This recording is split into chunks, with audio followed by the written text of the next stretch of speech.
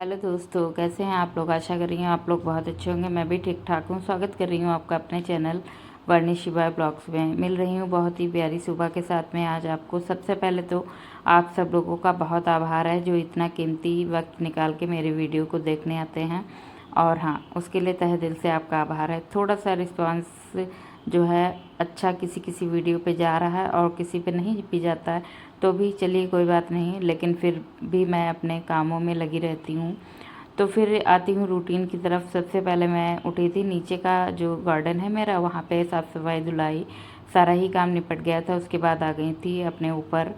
जो है सबसे पहले किया है झाड़ू लगाने वाला काम। वैसे मैं ऊपर का काम निपटा के ही नीचे जाती हूँ, लेकिन कभी कभार ना धूप हो जाती है तो फिर ठीक नहीं लगता है, इसी वजह से पहले नीचे का काम निपटाती हूँ, फिर आ जाती हूँ ऊपर। सबसे पहले मैंने लगाई है झाड़ू, इसके बाद लगाऊंगी पोछा, फिर जो है अपनी एक्सरसाइज करूँगी जो एक हफ्ते से मैंने करना स्टार्ट कर दी है।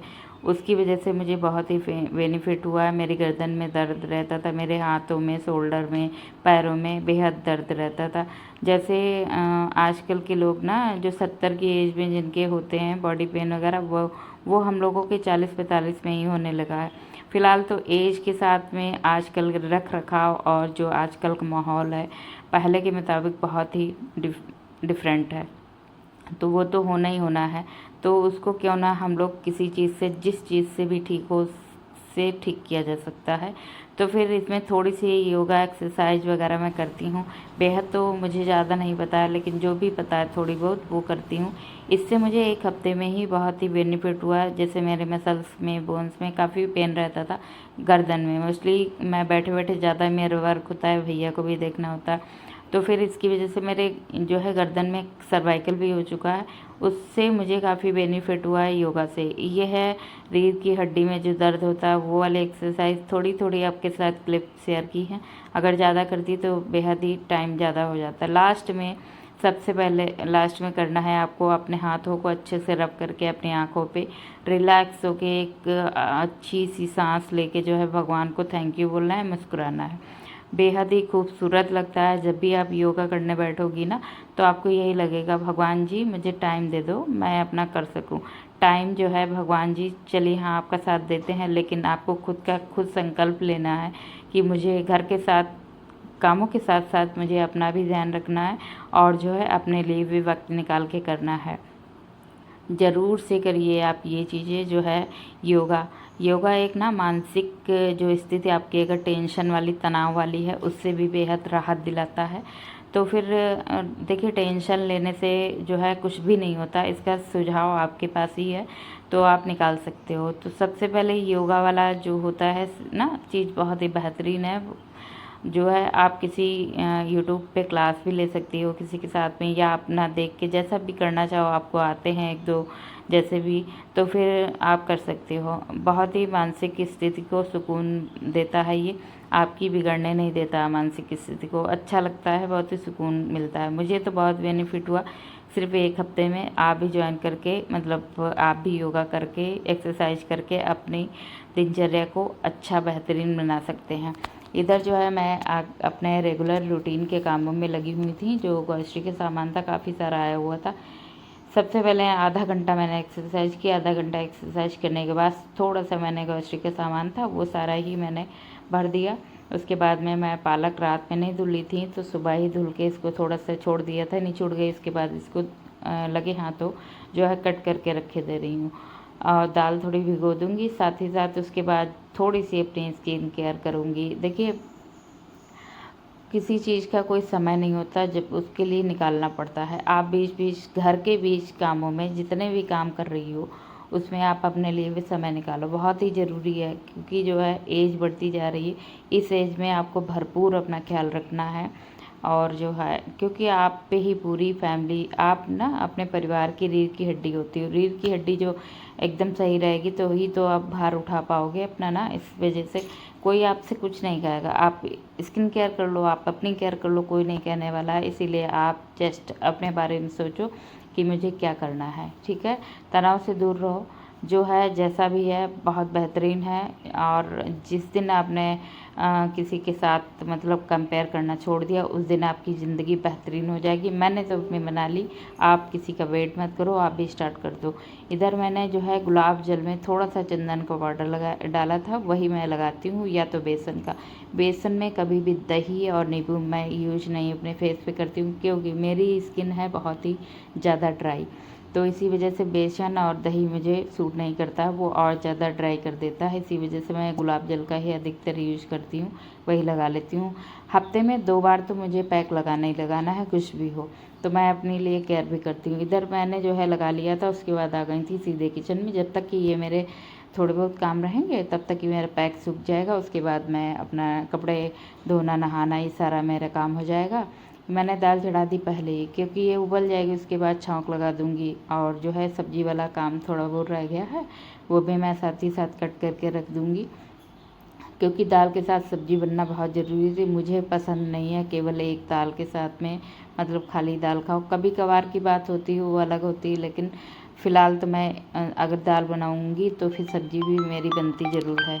ये मेरे हस्बैंड को दाल बहुत पसंद है। कहीं न कहीं मुझे थोड़ी-सी अच्छी नहीं लगती है, तो फिर मैं क्या करती हूँ, मैं हमेशा अपने लिए कुछ न कुछ एक्स्ट्रा बनाती हूँ। मैं नहाने से पहले दाल वगैरह चढ़ाती हूँ, तो मैं इसमें घी ज़रूर डाल देती हूँ। मेरी मम्मी कहा करती थी, अगर इमरजेंसी हो कभी नहाने के पहले अगर आप बनाना चाहो, तो उसमें एक घी डाल दो। घी डाल दो तो उससे एक मतलब वो होता है ना, स्वच्छ मानी जाती है। इसी वजह से मैं घी ज़रूर डालती हूँ, दाल हो चावल हो जो भी मैं पहले चढ़ाती हूँ नहाने के पहले। इसलिए फिर मैंने सीधी रख दिया सब्ज़ी कट करके, उसके बाद छोड़ दिया। उसके बाद गई थी सीधे नहाने के लिए। नहा के आई हूँ, थोड़ी सी पूजा पाठ की है। विधिवत तो बहुत ज़्यादा नहीं, पाठ वाठ कुछ करती हूँ सुबह में, लेकिन जो है जैसी भी करती हूँ आराम से सिंपल सी मन लगा के।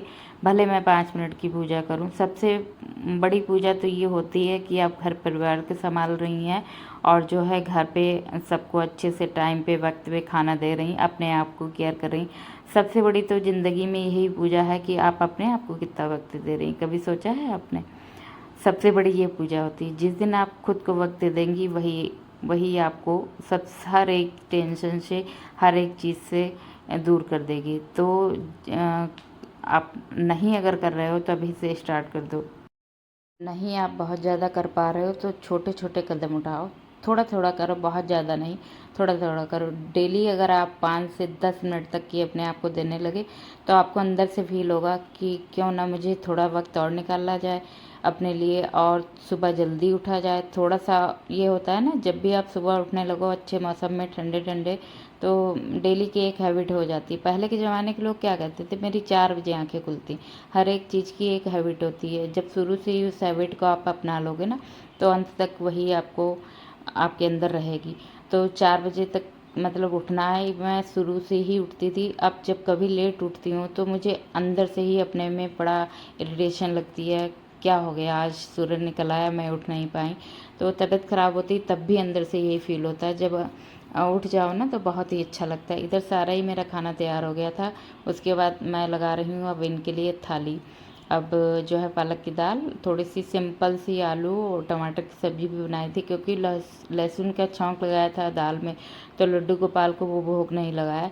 रोटी सब्ज़ी का भोग लगा दिया था लड्डू गोपाल को, सिंपल सी बनी थी जीरा वाली, इसी वजह से। तो अब लगा रही हूँ उनके लिए थाली। ये खाएंगे खाना वाना अपना, फिर निकलेंगे अपना फील्ड पे जो भी जाएंगे। उसके बाद में जो है मैं अपने बच्चे को देखूँगी, शिवाय को देखना है, उसको नहलाना धुलाना, तमाम सारे काम होते हैं। तो फिर उसमें लग जाती हूँ, पूरा ही दिन इसमें चला जाता है। बड़ा ही अच्छा फील होता है कि मैं बिजी हूँ, अपने ऊपर भी प्राउड होता है कि मैं खाली नहीं हूँ, किसी चीज़ में मैं बिजी हूँ, पूरा दिन मैं व्यस्त रहती हूँ। मुझे अपने अंदर बहुत ही अच्छा लगता है। इधर जो है सारे ही खाना वाना लगा के उनको दे दिया। फिर मैंने थोड़े से बर्तन थे वो धुले। उसके बाद अब गैस स्टोव को भी अच्छे से क्लीन कर दिया था। स्टैंड काफ़ी दिन से मैंने अच्छे से रगड़ के नहीं साफ़ किए थे, आज फिर वो भी साफ़ कर दिए। उसके बाद अब जो है मैं आगे का अपने लिए चाय वगैरह जो भी है वो बनाऊँगी। और हाँ, बहुत अच्छे से जब क्लीन हो जाता है किचन ना, बड़ा सुकून मन को मिलता है, गंदगी दूर हो गई, सारा ही सब कुछ हो गया। उसके बाद सारे मैंने बर्तन लगाए। अब अपने लिए चाय बनाऊंगी। सुबह मैं जीरा वगैरह डाल के हल्की सी काली मिर्च, अदरक और जो है लौंग डाल के सुबह 1 कप ब्लैक टी ही पीती हूँ या ग्रीन टी, दो में से एक चीज़ पीती हूँ सुबह। एक आधी कप 1 कप हो जाता है। उसके बाद मैं आप बना रही हूँ अपने लिए 1 कप दूध वाली चाय।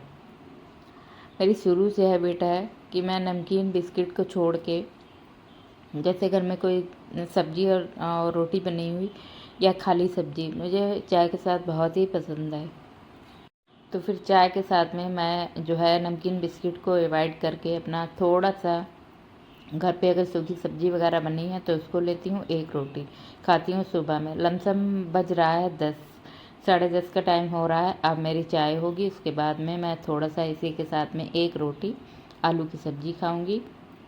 आज मैंने नाश्ते में कुछ भी नहीं बनाया था, बस यही रहा आज मेरा, सूखी सब्जी और रोटी का नाश्ता।